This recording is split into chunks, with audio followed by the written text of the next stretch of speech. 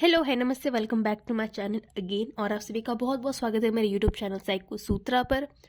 Psychopathology की हमारी playlist चल रही थी। साइकोपैथोलॉजी में आज का हमारा टॉपिक है कोपिंग पैराडिम। कोपिंग क्या होती है, कोपिंग स्ट्रेटेजी क्या होती है, दोनों की अलग अलग डेफिनेशन देखेंगे। कोपिंग स्ट्रेटेजी के टाइप्स देखेंगे, किस किस ने दिए हैं और कितने टाइप्स के दिए हैं, क्या होता है। ठीक है, सो आज के लेक्चर में हमारा पूरा टॉपिक होगा कोपिंग पैराडिम के बारे में। ठीक है, कई बार हो सकता है मेरा नेटवर्क कम हो या आपका नेटवर्क कम हो या आपको पिक्चर क्लियरली दिख ना रहा हो। सो आप टेलीग्राम ग्रुप का लिंक मैं कमेंट में ऊपर ही ऊपर पिन कर देती हूँ, आप प्लीज़ उसको ज्वाइन करें। आप बस वहाँ पे लिख दीजिए आपको ये नोट्स या कोई से भी नोट्स आपको रिलेटेड टू साइकोलॉजी आपको मैं प्रोवाइड करवा दूंगी। ठीक है, so let's start. Coping is a dynamic situation, एक ऐसी सिचुएशन आना जो कि अनप्लीजेंट हो या जो स्ट्रेसफुल काफ़ी ज़्यादा हो, आपके लिए प्रॉब्लमैटिक हो, कोई ऐसी दशा आपकी लाइफ में आना और आप उससे कैसे बाउंस बैक हो, कैसे उससे रेजिलियंस शो करें या उससे आप कैसे उभरते हैं, इसी को बोलते हैं कोपिंग। काफ़ी कोपिंग मैकेनिज्म अलग अलग टाइप्स की होती है। ठीक है, सो जो एपीए है, पहले चलिए स्टार्ट कर देते हैं स्टार्टिंग से। Coping is a dynamic situation, specific reaction to stress. It is a set of concrete responses. ठीक है, कॉन्क्रीट रिस्पॉन्स का ये एक सेट है कोपिंग। ठीक है, जो कहाँ अप्लाई करते हैं हम, इन स्ट्रेसफुल सिचुएशन और events that are intended to resolve the problem और and reduce stress. According to APA dictionary of psychology, coping क्या है? Coping is the use of हमारी behavioural and cognitive strategies to manage the demands of the situation, right? According to APA dictionary of psychology में पहले था coping का हमने definition देखा direct, it is a strategy of use of cognitive behaviour strategies. But अगर हम coping strategy का ही अगर definition देखें, that it refers to a series of action or a thought process, a series of action or a thought process used in the meeting in stressful or any unpleasant situation. The way we cope up with the stress often depends on the rigid deep seated belief. देखिए, अलग अलग इंसानों का, अलग अलग individual का अलग अलग कोपिंग स्टाइल होता है और ये कहीं ना कहीं बचपन से या बहुत पहले से एक डीप सीटेड बिलीफ है। ठीक है, हमारे, और वो किसके ऊपर बेस्ड होता है? ठीक है, किसके ऊपर डिपेंड करता है? हमारे एक्सपीरियंस से। फॉर एग्जांपल कि भाई रोड तो खाली होनी चाहिए और जाम नहीं होना चाहिए, और हम मतलब जल्दी जाम नहीं होना चाहिए, बस जल्दी जल्दी ट्रैफिक चलना, जल्दी जल्दी कार्य चलनी चाहिए एक सिस्टमेटिक वे में। लेकिन अब आप जैम में फंस गए हो, ठीक है, ट्रैफिक जैम में फंसे हो, आपको गुस्सा आ रहा है क्योंकि आपका क्या बिलीफ बन रखा है कि भाई ट्रैफिक तो होना ही नहीं चाहिए, जल्दी जल्दी चलो, सब जल्दी पहुंचो, सब जल्दी गाड़ी चलाओ, सब स्मूथ गाड़ी चलाओ, खाली होना चाहिए रोड। ठीक है, so the way we cope up with the stress often depends on the our deep seated belief based on our experience. अब अगर कोपिंग स्ट्रेटजीज की बात करें तो कोपिंग स्ट्रेटजीज का अगर हम देखें, ये क्या होता है? To manage stress we often need to reassess the way we think and learn coping strategies. हम कैसे सोचते हैं, उसका रीअसेसमेंट, हम कैसे सोचते हैं और कैसे सीखते हैं, कोपिंग स्ट्रेटेजीज। ठीक है, अब जो अच्छे से कोप अप करता है वो तो ठीक है हेल्दी मेंटली, लेकिन जो कोप अप नहीं कर पाता है ना स्ट्रेस से, उनका कहीं ना कहीं एक इम्पेयर्ड इम्यून रिस्पॉन्स होता है, इम्यून सिस्टम होता है, और उनके जो न्यूरल, ठीक है, नेचुरल जो किलर सेल्स होते हैं उनकी एक्टिविटी भी डिमिनिश्ड यानी ख़त्म होने लगती है। दो लोगों ने एक सेपरेट थ्योरीज हम कह सकते हैं। सो एंडलर और पार्किंग ने 3 टाइप ऑफ स्ट्रेटेजीज दी हैं और लेजरस एंड फोकमैन ने 2 टाइप की। टास्क ओरिएंटेड स्ट्रेटेजी, इमोशन, ठीक है, emotion oriented and avoidance oriented strategy, ये दिया है एंडलर एंड पार्किंग ने। ठीक है, आप इसको टी से याद कर सकते हैं, TEA। लेजरस एंड फोकमैन ने इसने किन 2 कैटेगरीज में डिवाइड किया है? प्रॉब्लम फोकस और इमोशन फोकस। ठीक है, एंडलर और पार्किंग ने टी टास्क इमोशन अवॉइडेंस, लेजरस ने इमोशन, देखिए दोनों में सेम है, बस में प्रॉब्लम फोकस्ड और इमोशन फोकस।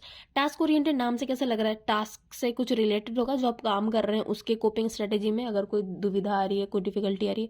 इमोशन मतलब इमोशनल कुछ डिस्टर्बेंस, चैलेंजेस आ रहे हैं, उससे रिलेटेड होगा। अवॉइडेंस मतलब आप किसी चीज़ को अवॉइड कर रहे हैं, प्रोक्रेस्टिनेट कर रहे हैं, ठीक है, ताकि वो हमको देखना ना पड़े, एक डिनाइल फेज में। खैर, इसको डिटेल में देखेंगे, बस ऊपर ऊपर आपको नाम से उसके डेफिनेशन बनाना सीख रही हूँ। अगर आपको याद नहीं भी है, आपको बना के अगर कभी आंसर लिखना है या बताना है तो वो कैसे याद रखता है।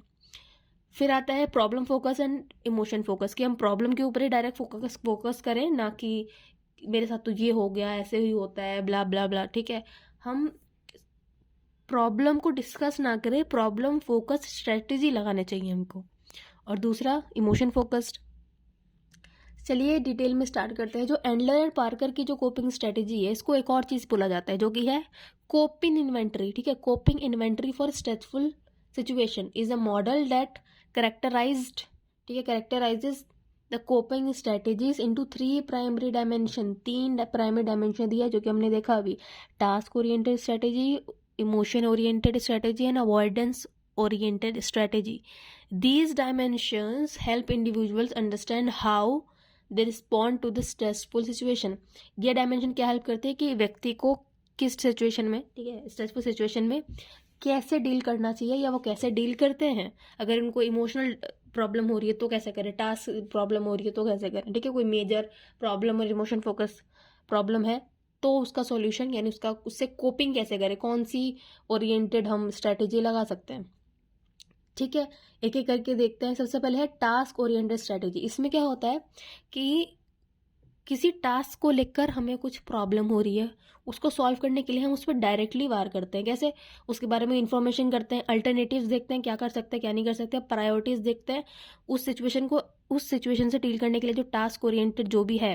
अभी मैं आपको एग्जाम्पल से सिखाऊंगी, आपको समझ में आ जाएगा। ठीक है, प्रायोरिटी सेट करो और उसको एग्जीक्यूट करो, एक्शन में डालो और डील करो डायरेक्टली। ठीक है, deal directly with a stressful situation.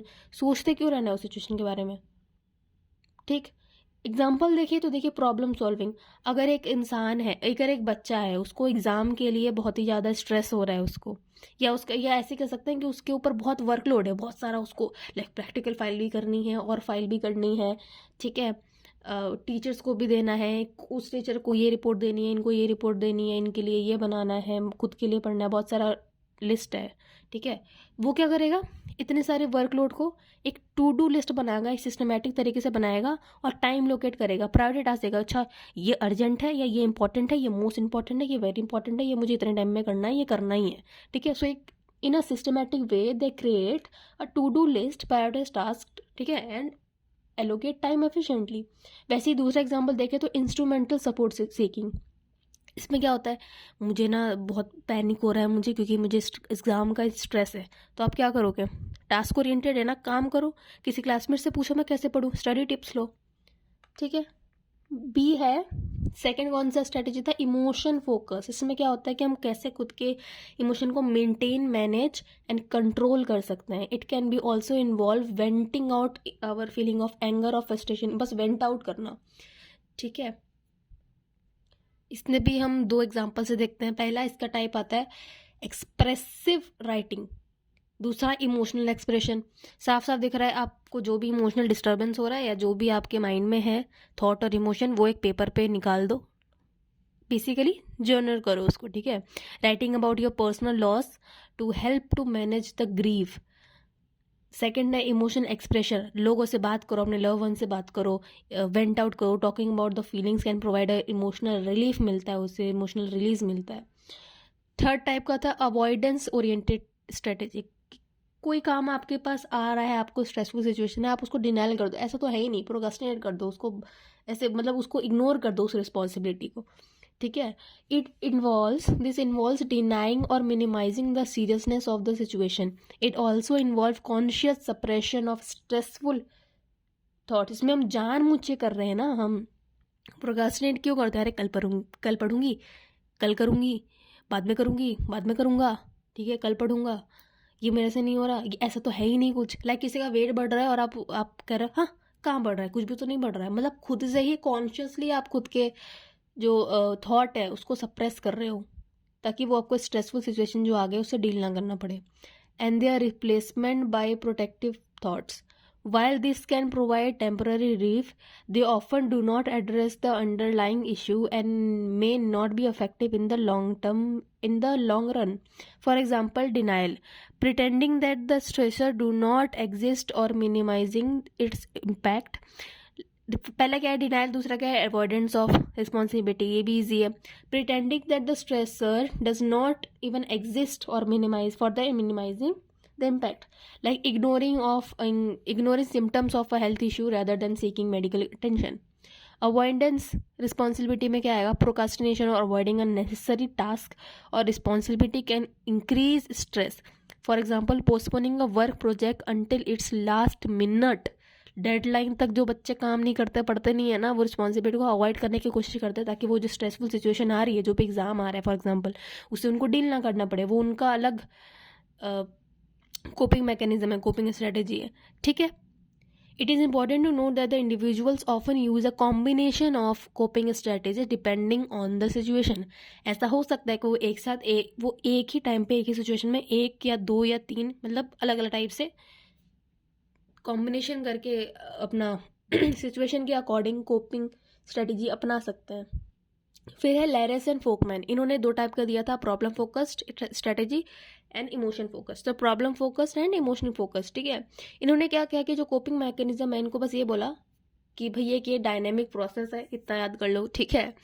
और coping refers to the constantly changing cognitive and behavioural effort. ठीक है.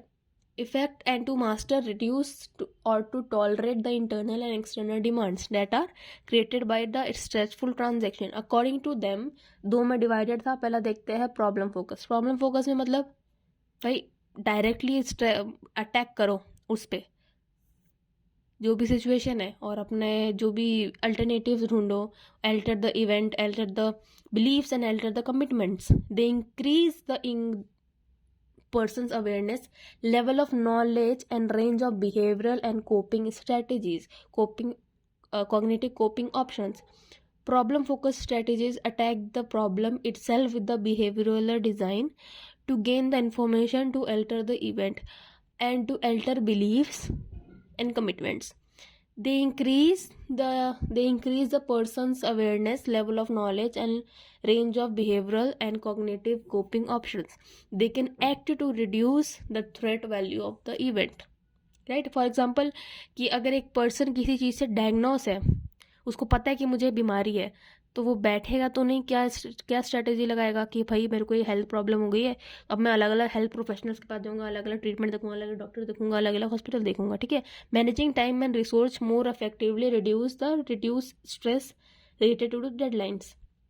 सेकेंड क्या था, इमोशन फोकस स्ट्रेटेजी.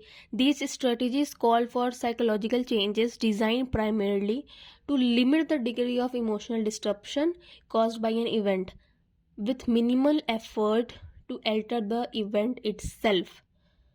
क्या है इसका मतलब, जो उसमें जो प्रॉब्लम जो उसमें इमोशन ओरिएंटेड था स्ट्रेटेजी, वही तो है, सेम ही तो है इमोशन फोकस स्ट्रेटेजी. इसमें क्या कहा गया है कि ये एक साइकोलॉजिकल चेंज है जो डिज़ाइन किया गया है, design for primary to limit the degree of emotional disruption. ठीक है. जो भी इमोशनल डिसरप्शन हुआ है, इमोशनल इम्बैलेंस हुआ है, जो भी डिस्टर्बेंस हुआ है, जो भी उसकी डिग्री है, उसको मिनिमाइज करने के लिए एक साइकोलॉजिकल चेंज की स्ट्रेटेजीज डिज़ाइन की गई है, जिससे वो इवेंट को हम बदल सकते हैं या कम कर सकते हैं, उसके इफेक्ट हो, यानी स्ट्रेसफुलनेस उसका कम कर सकते हैं. पहला वही है इमोशनल एक्सप्रेशन. भाई लिखो, राइट डाउन करो, वेंट आउट करो फीलिंग को. Right. allowing oneself to express emotions such as talking to a friend about one's feeling, keeping a journal or other creative outlets. Sharing feelings can provide emotional relief. Relaxation techniques में क्या आएगा, practicing relaxation methods like deep meditation आप कर सकते हैं, deep breathing कर सकते हैं. Yoga can help also to reduce stress. While the both problem focus and emotion focus coping are necessary, research suggests that generally tend to use the formal than the latter. Okay. So I hope आपको ये lecture useful रहा हो. Notes के लिए Telegram group का link है comment section में. Please if you want to join and want any type of queries related to answer to queries related to psychology or want any type of psychological notes, please join group. ठीक है. Link अच्छा एक बार description भी check कर लेना, उसमें psychopathology की और काफ़ी सारी चीज़ों की, काफ़ी सारे topics, school of thoughts in psychology का लिंक दे रखा है, ठीक है, प्लेलिस्ट का लिंक दे रखा है। So thank you so much for watching. Please do like कर दो, आप सब देख लेते हो, ठीक है, आपको बेनिफिट भी हो जाता है, लेकिन मुझे नहीं समझ में आता, ठीक है, कि एक लाइक करने में आपको क्या जा रहा है, ठीक है, क्योंकि if I am helping you, please help me also. If I am providing you something, please provide me something, at least a like or comment, for just for motivation and appreciation.